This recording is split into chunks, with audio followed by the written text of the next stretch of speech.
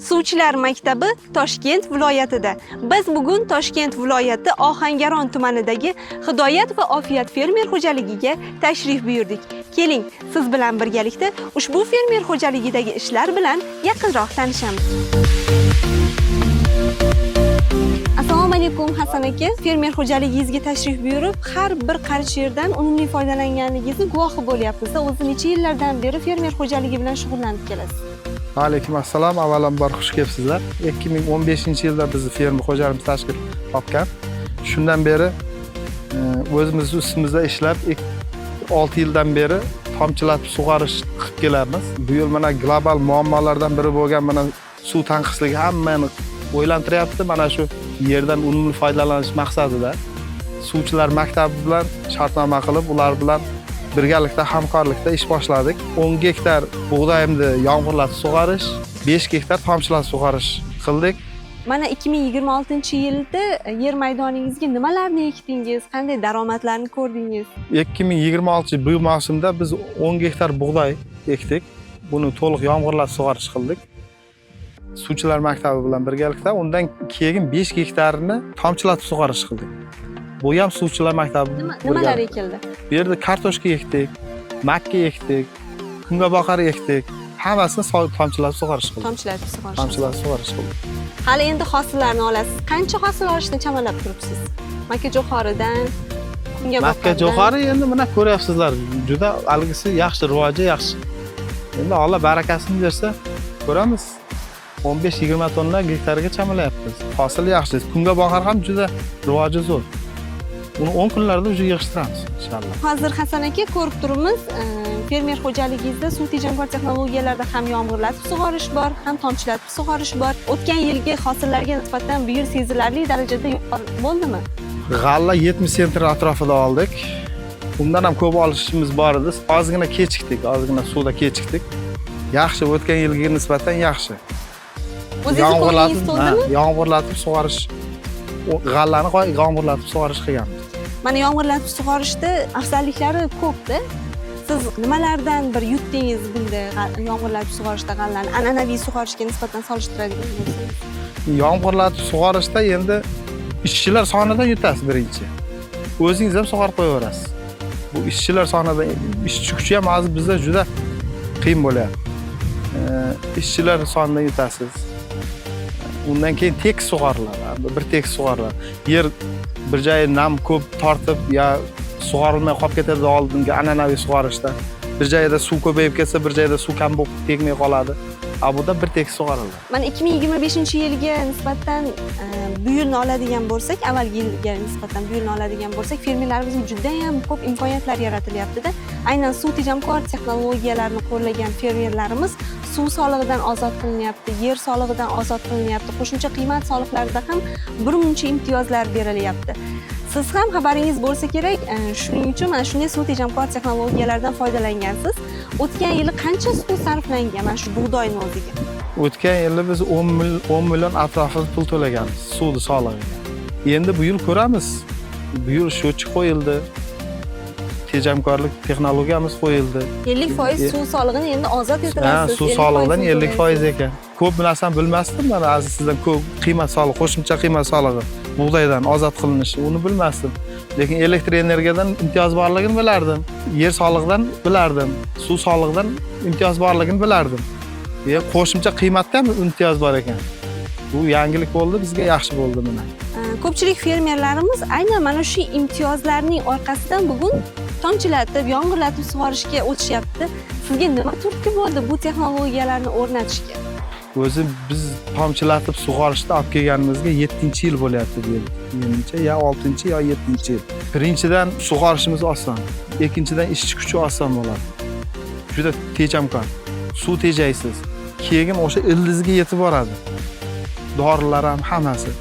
Dorilardan ham tejamkorlik qilasiz. Oldinlari 1 gektar piyozga 1 tonnaga yaqin masalan o'g'it berardi. Hozir 200 kilo, 300 kilo o'g'it bilan pishiryapmiz. Juda katta foydasi. An'anaviy sug'orish bilan mana tomchilatib sug'orishda anchadan beri sizda bir tajriba bor ekan. Mana shu ikkalasini bir taqqoslab fermerlarimizga ayta olasizmi? Qanday ustunliklari borligini 5 ta fakt bilan. Birinchi fakt o'simlikni ildizigacha yetkazib bera olasiz. To'g'ridan. Rivojlantirishni xohlagan narsani o'zini ildiziga yetkazib bera olasiz. Birinchisi. Ikkinchisi ishchi kuchidan yutasiz. Uchinchisi juda katta imtiyozlar. Begona o'tlar kamayadi. Begona o'tlar chunki juda ko'p o begona o'tlarga an'anaviyda keladi-da, o'sib. Abuda unaqa ko'p kelmaydi. Shunda begona o'tlarni ham sug'orib ketasizda an'anaviyda. Ularga nabar imkoniyat yaratib berasiz. An'anaviy sug'organingizda suv bilan ham urug'lar keladi-da.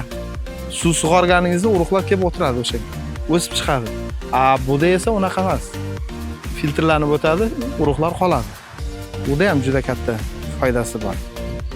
Keyingi yilgi rejalaringiz qanday? Aynan shu yomg'irlatib sug'orishni, tomchilatib sug'orishni butun bir yer maydoningizda joriy qilish rejalaringizda bormi? O'zi menda 22 gektar suvli yer bor.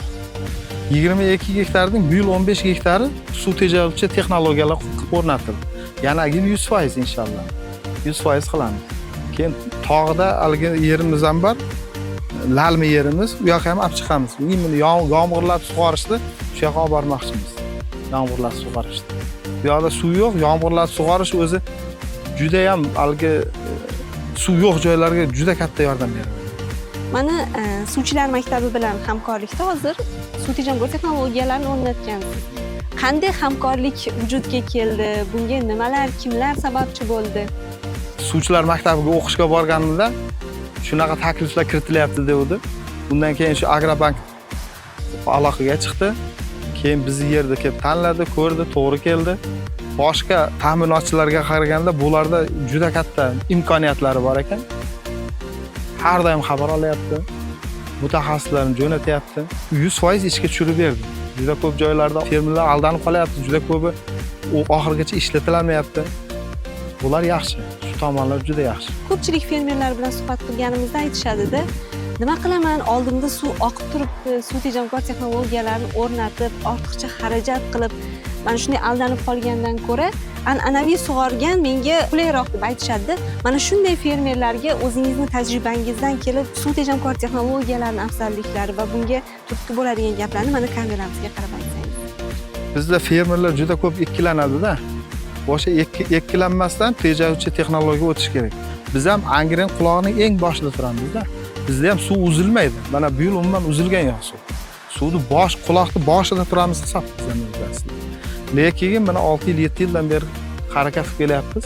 1 gektar o'zingiz eplanadigan oddiy bizda endi ko'proq piyoz ekiladi. 1 gektar piyozni men bir o'zim zo'rg'a eplayman-da. Eplasam 1 gektar. Lekin 10 gektarlab ekib epladim. Suv tejovchi texnologiya. Qo'shimcha ishchi kuch olgan yo'qman. Ana shu afzalliklar, shu tomonlar juda katta. O'zingiz ishchi kuchini kamaytirib, bemalol eplaysiz. Tejovchi texnologiyalar. Demak, siz hammaga, barcha fermerlarimizga tavsiya qilasiz. Tavsiya qilamiz, nega qilmaymiz? Juda katta yutuqlar bor. Davlat tomonidan qo'llanayotgan imtiyozlarni endi sanoqga yetish qiyin o'xshaydi. Biz mana hozir 10 gektar bug'doyda suv yomg'irlatib suv qilib, o'zi 25 milliondan shartnoma qilingan bo'lsa, 10 millionni davlat qoplab berdi o'sha. Tushirib berdi bizga. Endi tomchilatib sug'orishga hali olganimiz yo'q, lekin yomg'irlatibga tushirib berdi. 10 milliondan tushirib berdi. Bu degani salkam 45% ni davlat qoplab beryapti. Yana qanaqa imkoniyat kerak? Rahmat Hasan aka, mana yuqoridagi fikrlaringizni, suv tejamkor texnologiyalarga bo'lgan munosabatingizni va namunali fermer xo'jaligidagi faoliyatingizni ko'rib biz ham juda ham xursand bo'ldik. Xirmoningizga baraka bersin. Rahmat. Sog' bo'ling, salomat bo'ling. Xush kelibsizlar, rahmat.